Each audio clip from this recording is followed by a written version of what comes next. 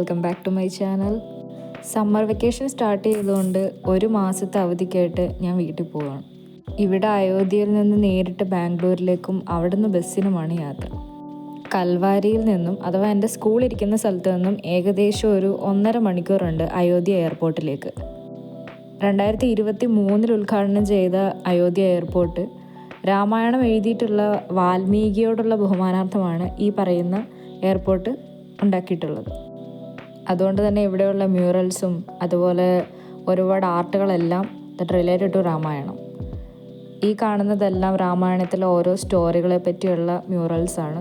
അതുപോലെ തന്നെ ഈ പറയുന്ന എയർപോർട്ടിൻ്റെ ഒരു ചെറിയൊരു രൂപം, ഒരു മിനിയേച്ചർ വേർഷൻ ഇവിടെ ഇവർ നിർമ്മിച്ചു വെച്ചിട്ടുണ്ട്.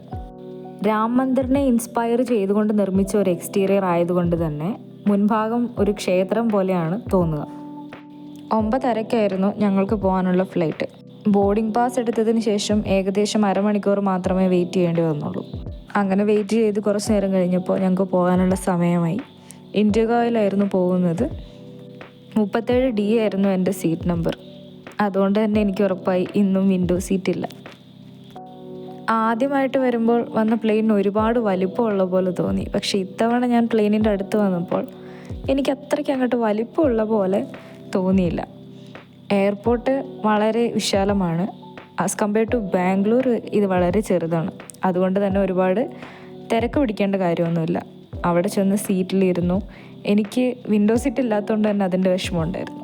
ഞങ്ങൾ അതിന് ശേഷം ബാംഗ്ലൂരിലെത്തിയപ്പോൾ തന്നെ നല്ല വിശപ്പുണ്ടായിരുന്നു. എയർപോർട്ടിലുള്ള എല്ലാ കഫേസും അത്യാവശ്യം എക്സ്പെൻസീവാണ്. പക്ഷെ വിശപ്പുള്ളത് കൊണ്ട് തന്നെ ഞാൻ വിചാരിച്ചു എന്നാൽ കഴിച്ചിട്ട് പോകാം. പിന്നെ അവിടെ നിന്ന് ഒരു കോൾഡ് കോഫിയും ഓർഡർ ചെയ്തിട്ട് സബ്വേയിൽ നിന്ന് ഒരു സാൻഡ്വിച്ചും മേടിച്ചു, അതും കഴിച്ചു. ഞാൻ ബസ് കയറുന്നത് മടിവാളയിൽ നിന്നാണ്. ഇവിടെ നിന്ന് ഏകദേശം 1.5 മണിക്കൂറാണ് അങ്ങോട്ട് യാത്ര. ബസ് 9:30 മടിവാളയിൽ എത്തുന്നവരെ ഈ കാറിൻ്റെ ഉള്ളിലിരുന്ന് ഞാൻ ദൈവത്തെ വിളിച്ചുകൊണ്ടിരിക്കുകയായിരുന്നു. അതുപോലെയാണ് ഇയാൾ വണ്ടി ഓടിച്ചത്. അവസാനം കഴിച്ച സാൻഡ്വിച്ചൊക്കെ പുറത്ത് വരുമെന്ന് ഞാൻ വിചാരിച്ചു. അവിടെ ചെന്ന് അത്യാവശ്യം ഫ്രഷപ്പൊക്കെ ആയി കഴിഞ്ഞപ്പോഴേക്കും ഞങ്ങൾ പുറത്തേക്ക് ഇറങ്ങി ചുറ്റുപാടൊക്കെ ഒന്ന് കാണാമെന്ന് വിചാരിച്ചു. പിന്നെ ഞങ്ങളുടെ 2 പേരുടെയും ബസ് സ്റ്റേഷൻ എവിടെയാണെന്ന് കണ്ടുപിടിക്കണമായിരുന്നു. ഈ ചായ കുടിച്ചതിൽ ഞാൻ വളരെയധികം ഖേദിക്കുന്നു. ബസ് യാത്ര ഉള്ളതുകൊണ്ട് തന്നെ നേരത്തെ കഴിച്ചിട്ട് അങ്ങോട്ട് ബസ്സിൽ കയറാമെന്ന് വിചാരിച്ചു. അവിടെ ഒരു കേരള റെസ്റ്റോറൻറ്റിൽ കയറി ഫുഡ് കഴിച്ചു.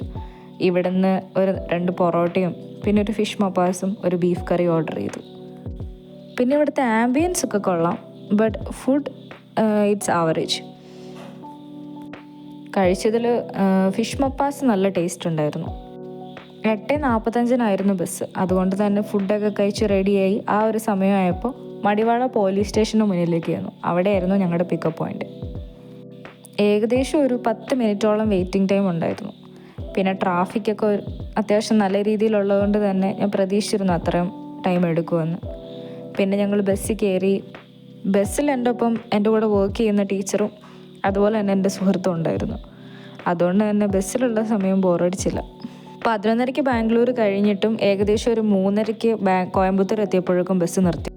അങ്ങനെ കണ്ണ് തുറന്ന് ഞാൻ രാവിലെ എപ്പോൾ ഞാൻ തൊടുപുഴയിലെത്തി. നാട്ടിലെത്തിയപ്പോൾ എന്താ സുഖം. അപ്പോൾ thanks for watching. So next video വരുന്നതായിരിക്കും. Tata, bye by.